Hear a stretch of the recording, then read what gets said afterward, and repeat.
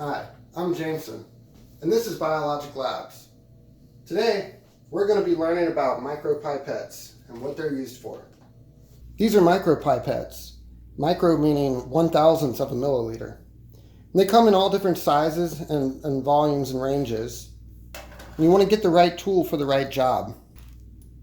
Most pipettes are actually autoclavable. These are Eppendorf pipettes and fully autoclavable, so you can just put this whole thing right in and sterilize everything on it. You can also wipe it down with isopropyl alcohol. That's what I usually do. You do want to get them calibrated every now and then, but it depends on how accurate you want to be dealing with these. They have the dates of when these were last calibrated. I never get mine calibrated. They're close enough for me, so that's just kind of what I go with. But it's all what you prefer. There's a few different tips, and the tips are what we can autoclave, and they usually come in a big bag, and we can load them up in a box and autoclave the whole box.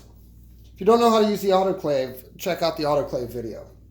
So we're dealing with micropipettes. This is the micro symbol. Micro is 1/1000th of a milliliter. So this is 20 to 200. This is 10 to 100 microliters. This is 100 to 1000 microliters, or 1 milliliter. 2 to 20, 0.5 to 10. The adjustable pipettes have the variable volume listed on here, and you can actually change these.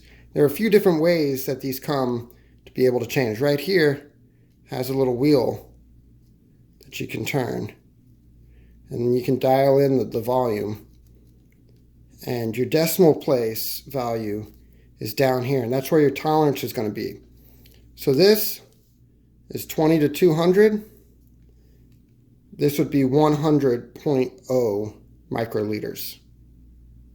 This pipette is 10 to 100, so this would be 50.0 microliters. And the way you change this one is there's a little black button on the side.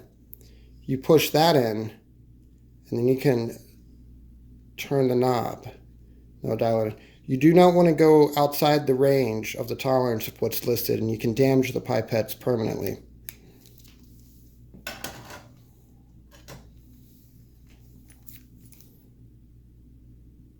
This one doesn't have a button or anything on the side to change it. So you just pull up on it, and then you can adjust the volume right there.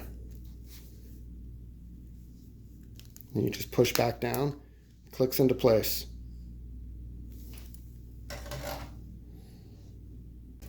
To actually load up a pipette tip, we open the box, we select our pipette, and we can just stick it right on, and it comes right up like that. We don't want to press too hard and jam it down in there. And then you want to close the box up just so dust or any contaminants doesn't fall down in between moving. What's good about these tips is you can exchange them, and when you push this all the way down, the tips eject, and you can get a new tip so you don't cross-contaminate anything, and you know that these are all sterile. There's a couple things that I want to go over with the plunger button. When you go all the way down, you'll notice there's a first stop. And you can go further, and there's another stop. Then you can go even further all the way down. What these are, we'll go from the bottom all the way up. The very last button ejects a tip out right there. When you push that all the way flush, it's like that. And I'll show you how you eject the tip. So when you push it all the way down, it ejects the tip, and then you can go in the box and get a new tip. When drawing up liquids, you'll want to go all the way down to the first stop, and that's the volume on the dial. That right there would be 50 microliters. And then you would draw up the liquid. When you draw up some liquid, you push it all the way down to dispense it. You notice there's a little bit left over at the end. I'm only on the first stop. If I push it just a little bit more, that ejects that little capillary bubble right on the end. So let's start by taking some of our growth medium and loading it up into our test tubes. There's different size tips. So we'll go with the largest, and we'll go with the 1 milliliter pipette.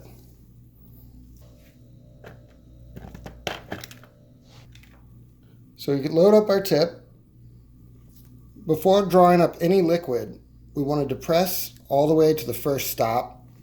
We want to go into our liquid without touching the sides, right down in there, and draw it up. We want to do that a couple times.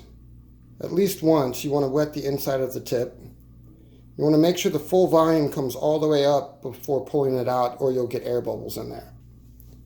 Next, we want to take our test tube and our pipette, and as best as we can, go in without touching the sides or the walls, or all the way to the bottom, and just eject that in there like so. And that's 1 milliliter of growth medium in the bottom of the test tube. We need to go for 3, so let's do that 2 more times. We can just load it in like so.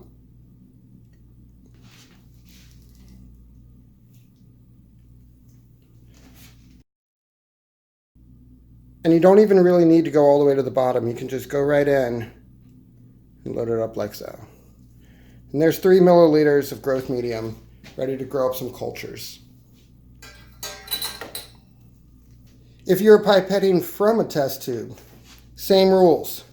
Tip it to the side, press your pipette tip all the way down to the first stop, go all the way in without touching the bottom, and then draw up your liquid.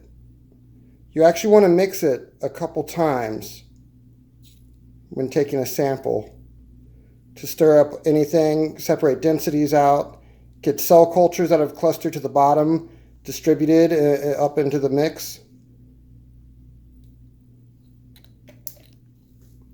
Things you don't want to do: bubbles. Try to avoid touching the walls and the sides.